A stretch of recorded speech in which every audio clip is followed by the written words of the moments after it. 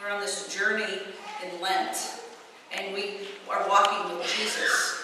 Every weekend we hear stories of Jesus' journey, and he's moving on towards Jerusalem.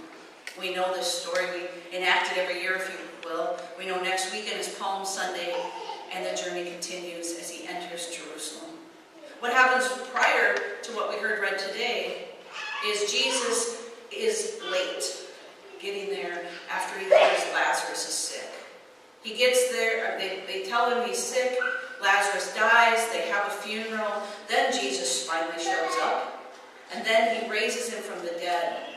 And there are many people who come to believe after that, and there's many people who are angered by it. The very next chapter after the raising of Lazarus is plotting to kill Jesus.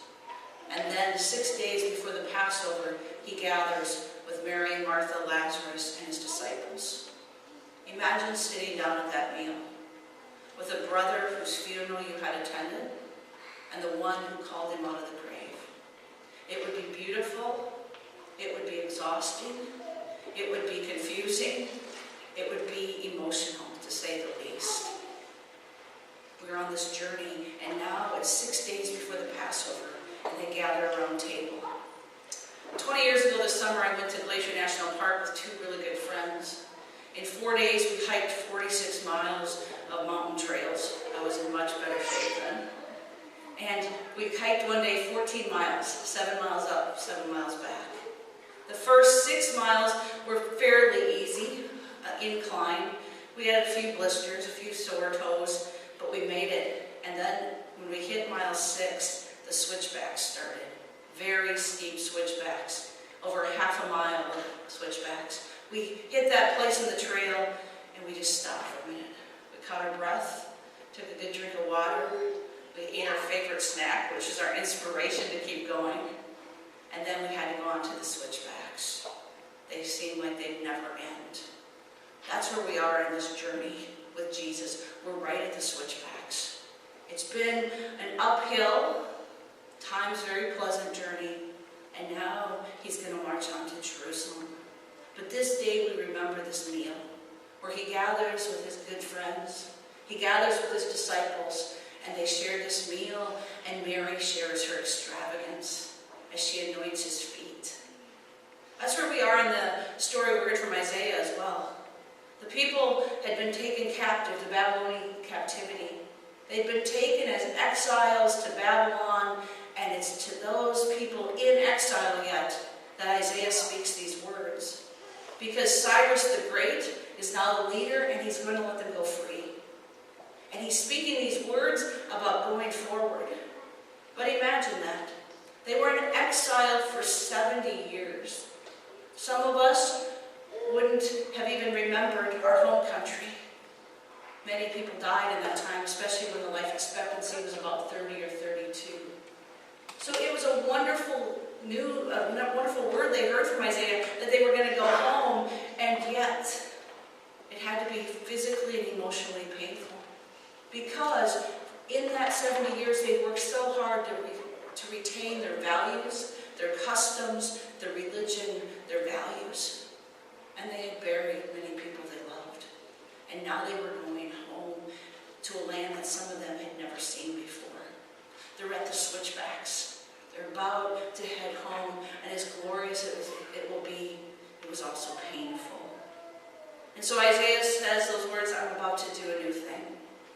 But he also pairs it with, do not remember the things of the past. And at first we go, what? Klaus Westermann, a great theologian, helped me with this, where he says he doesn't think God's saying forget everything, because how many times do we hear God say, remember what I did? Remember what I did in helping you escape from Egypt. Remember what I've done, those mighty acts. But what if he's asking them to forget the mindset of being in exile? How many of us, when we've dealt with crisis for weeks, months, maybe years, forget what it's like to not live in crisis? How many of us who have felt like we were not worthy, and suddenly we have a change of heart, have a hard time forgetting those feelings that keep creeping up? Often it's having to let go of those kind of things.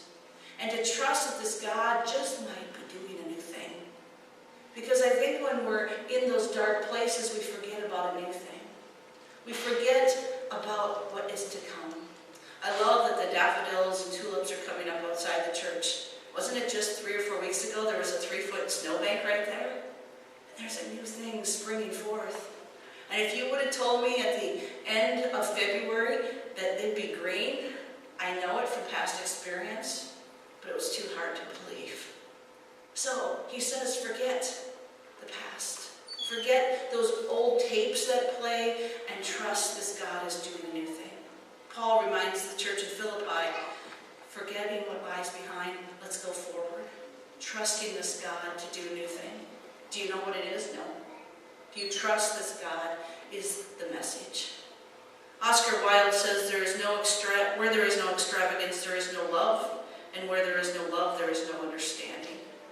That's what we experience when we hear about all these waters springing forth, these rivers being created.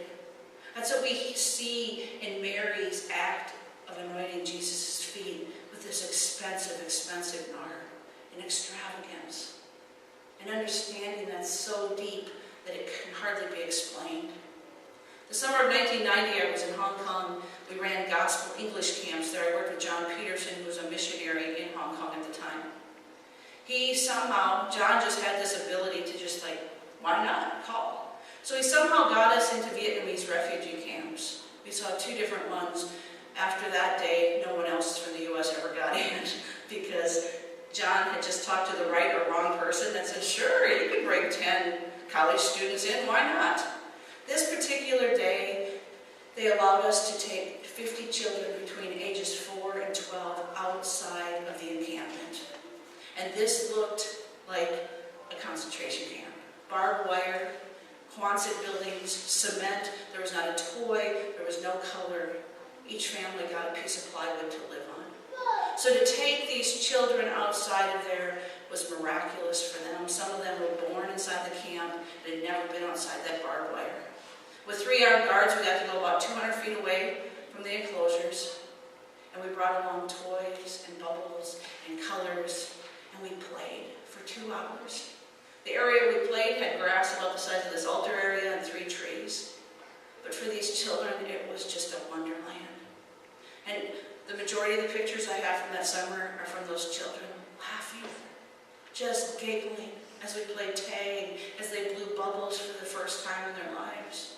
It seemed the opposite of exactly what we should be doing in a way. We should be out there fighting for for human rights, which we did later. But in that moment, there was an extravagance of joy. There was an extravagance of time, and all of us were changed.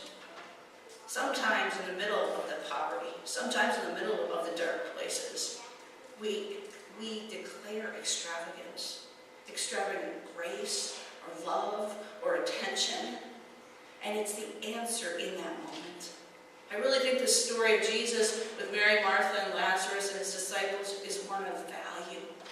That he valued the relationship that they shared. Mary obviously valued it from her act of extravagance. This is how we live in the world as people who have been called and blessed, and then we go out and share it. We are called people of God. And where does this happen? 6 days before the Passover, around a table. Think of tables you've been at. The best conversation I ever had with my kids is around the table. A couple of reasons: there's no devices allowed.